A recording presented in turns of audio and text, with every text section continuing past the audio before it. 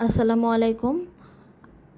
আজকে প্রায় রোজার শেষের দিকে এসে আমি রোজার মাসের একটা স্টাডি ব্লগ বানাচ্ছি। আজকে 28 রোজা চলতেছে আমি যখন ভিডিওটার এডিটিং করতেছি, মানে রোজা শেষ হওয়ার পরে রোজার স্টাডি ব্লগ। আসলে অনেক ব্যস্ত ছিলাম, আমাদের স্কুলে বন্ধ দিয়েছে 23 রোজার দিকে, এরপর টিউশন ছিল, ঘরের অনেক কাজে ব্যস্ত ছিলাম। যেহেতু রোজার মাস, দেখা যায় যে ইফতারিতে মানুষ আসে, আমাদের কোথাও দাওয়াত থাকে, না যেয়েও পারা যায় না, যে কারণে তো আমি একটা টাইমার কিনছিলাম। আর টাইমারটা কিনছিলাম বেশ কয়েকদিন আগে, কিন্তু যেহেতু ভিডিও বানাইনি টাইমারটা দেখানো হয়নি। এটা মূলত কিনছি আমি প্রতিদিন কয় ঘন্টা পড়তেছি ওটার একটা হিসাব রাখার জন্য।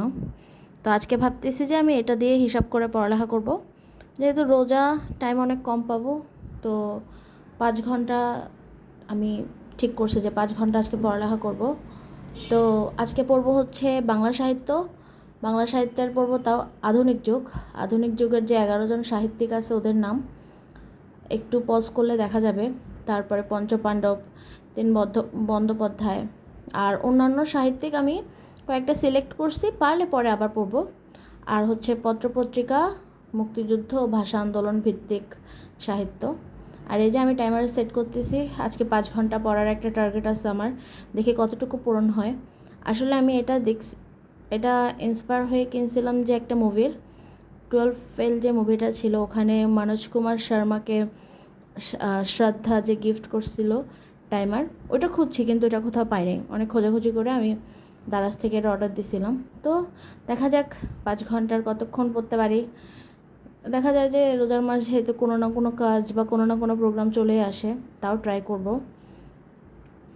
তো এই তো আমি তো আমার লেকচার শিটটা থেকে পড়া শুরু করলাম। দেখা গেছে 45 মিনিট পরের পরই আমার বাচ্চারা আসলো, আমি আমার স্টুডেন্টগুলোকে পড়াইছি প্রায় 3:30 পর্যন্ত। ওদেরকে 12টা বাজে শুরু করে 3:30 পর্যন্ত টিউশন করালাম। 3:30টার পর আবার পড়তে বসছি। বাচ্চাদের পড়ানোর আগে আমি 1 ঘন্টা 15 মিনিট পড়ছিলাম, তো আবার টাইমার স্টার্ট করে দিছি। ওদেরকে পড়ানোর পর আবার কিছুক্ষণ পড়ব। আমি মূলত আধুনিক যুগটা আগে পড়ব, এরপরে প্রাচীন যুগ পড়ব, মধ্যযুগ অত একটা ভালো পারি না।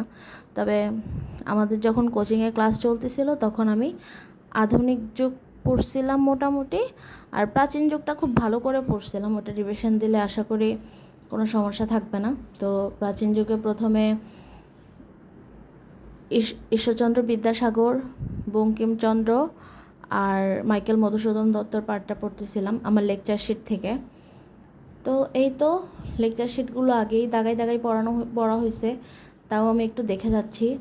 অনেকগুলো সাল, ওনাদের মা বাবার নাম, জন্মস্থান, জন্ম তারিখগুলো, তারপরে সবগুলো প্রবন্ধ, ছোট গল্প, এগুলো আসলে দেখা যাচ্ছে পড়তে পড়তে ভুলে যাচ্ছি।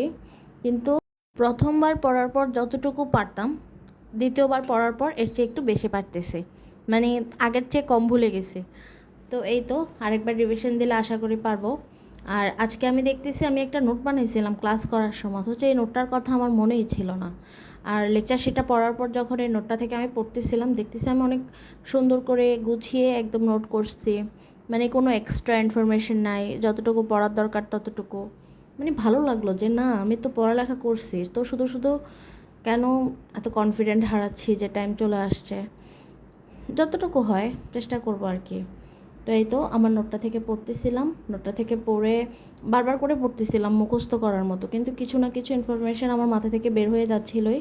কিছু করার নেই, হয়তো দেখা যাবে এটা পড়ে রেখে দেবো, এরপর আবার 3-4 দিন যখন সাবজেক্টটা পড়বো না, কিছু কিছু ভুলে যাব, কিন্তু পড়া তো লাগবেই। তো এই তো আমি নোট থেকেও বঙ্কিমচন্দ্র, মাইকেল মধুসূদন দত্ত, জীবনানন্দ দাশ এগুলো পড়লাম। এরপরে উঠে গেছিলাম, কারণ বাচ্চাদের অনেক রিকোয়েস্ট ছিল একটা ইফতার পার্টি করার জন্য। ওরা রোজার মাসটা, ছোটো বাচ্চারা না, ছোটো বাচ্চারা তো ঝামেলা করে না, বড় বাচ্চাগুলোর মানে ডিমান্ডে ছিল যে যদি ইফতার পার্টি করি তাহলে ওরা এতদিন টিউশন পড়বে, নয়তো ওরা ছুটির জন্য কান্নাকাটি করতেছিল। এরপরে রাতে আমাদের বাসায় দাওয়াত ছিল, আমাদের সব সব রিলেটিভ না, খালামণিদের। তো আমার বোনটার বার্থডে চলে গেছিলো, তো ভাবছি সবাই যেহেতু আছে একটা ছোট্ট কেক আনি, ও একটু খুশি হবে। ও বার্থডে কেক কাটতে খুবই পছন্দ করে, শুধু না আমাদের ঘরের সবাই বার্থডে কেক কাটতে পছন্দ করে। আমি আমার সব ভাই বোনগুলোর জন্য ওদের বার্থডে থাকলে চেষ্টা করি একটা কেক আনার জন্য, যেন ওরা অনেক খুশি হয়। এই যে ও অনেক খুশি হয়েছিল কেকটা আনার পর, সবাইকে দেখাচ্ছিল যে আমার বার্থডে, বেলুন লাগাইছিলাম, ওগুলো সবাইকে দেখাচ্ছিল, ওকে একটু খুশি দেওয়ার জন্য, আর কিছু না। তো এই তো সবাই মিলে ওর বার্থডে করলাম। তারপরে মা বাসায় যেহেতু মানুষ ছিল, পড়ার এত একটা সুবিধা ছিল না, তো সবাই চলে যাওয়ার পর একদম রাত করে পড়তে বসছি। আর রাত করে পড়তে বসছি কারণ হচ্ছে আমি ইদানিং দেখা যায় যে রাতে সজাগ থাকার কারণে রাতের দিকে ঘুম আসে না, আর সকালের দিকে ঘুম ভাঙে না। তো ট্রাই করছি যে মানে যে কয়দিন পারছি, আমি এত পড়ালেখা করি নাই রমজান মাসেও, যে কয়দিন পারছে ওই কয়দিন রাতে সেহরি পর্যন্ত জেগেছিলাম। আর তখন মানে সেহরি পর্যন্ত পড়ালেখা করছি, দেন সেহরি খেয়ে নামাজ টামাজ পরে ঘুমাই গেছি। এই তো তো এখন পড়তে বসছি, আমার টাইমারটা আবার অন করছি। তো এরপরে আমি আমার বাকি 11 জন সাহিত্যিকের মধ্যে 9 জনেরটা শেষ। এর মধ্যে বেগম রোকেয়া, তারপর দীনবন্ধু মিত্র, আর যারা যারা আছে জসিমউদ্দিন, সবগুলোর মধ্যে 9টা পড়ে ফেলছি। শুধু বাকি আছে যাদেরটা অনেক বিশাল পরিমাণ, রবীন্দ্রনাথ ঠাকুর আর কাজী নজরুল ইসলাম, এই দুইটা পড়া বাকি। এই দুটা আর হচ্ছিল না। আবার আমার লেকচার শিট থেকে পড়ার পরে আমি আমার নোটটাতে একটু চোখ বুলাইছি। এরপর প্রশ্ন ব্যাংকের প্রশ্নগুলো একটু প্র্যাকটিস করলাম। আমার যখন এই সাবজেক্টটা পড়া হয়ে যাবে তখন আমি আমার ওয়েবসাইটে যেয়ে পরীক্ষা দিয়ে দেখব যে আমি বাংলা সাহিত্যে কত নাম্বার পাই। তো এভাবে করে সাবজেক্টগুলো শেষ করব।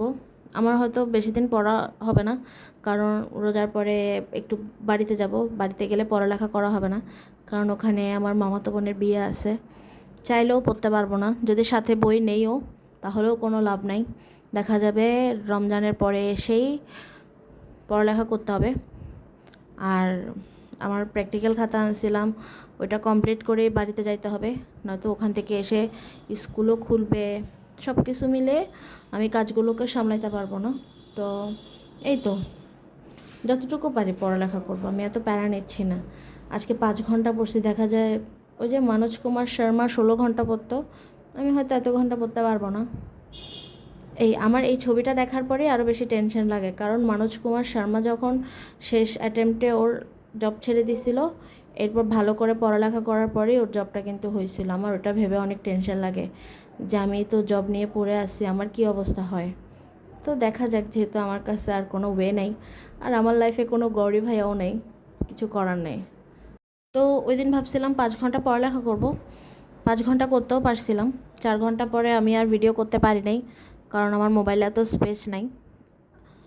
তো এই তো ওই দিনের 5 ঘন্টা তো পড়লাম।